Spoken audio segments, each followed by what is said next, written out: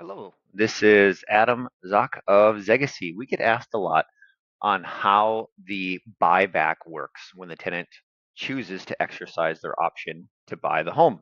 So we're going to walk through an example here of initially purchasing the home and then what it looks like buying back the home. So assuming that you and the investor match and the initial home purchase price is 300,000. Let's say that your down payment option fee is 30 grand, the monthly rent is 2,700, and your rent credits are 15%. So roughly $405 a month. And let's assume that your buyback price is $320,000 and that you're buying back the home after 2 years.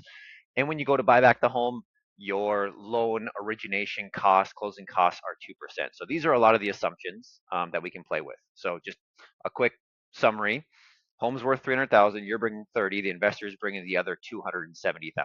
Now in this case, the investor pays closing costs, but you can kind of offset that with some seller credits. But for simple math, you're bringing 30, the investor is bringing 270,000. Here's your rent, here's your credit. So every month that you pay rent, you're earning the credit, which adds to your total option fee credit. So you can see after 2 years, you would have earned your 30,000 would have grown to 39,720.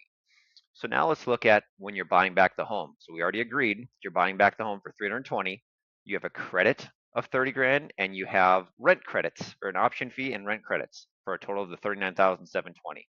So you could either reduce the home purchase price or you're counting this as your future down payment, which is what we recommend. So this is your down payment as you're buying back the home so that you don't have to come up with another down payment. Reason being, if you reduce the home purchase price, you'd have to come up with maybe another 10%, so another 28 grand. We don't want that. We've structured this so that this all counts towards your down payment and your closing costs. So your kind of net all in is 280, and then this was the 2% closing costs from your loan, from title work, from buying back the home.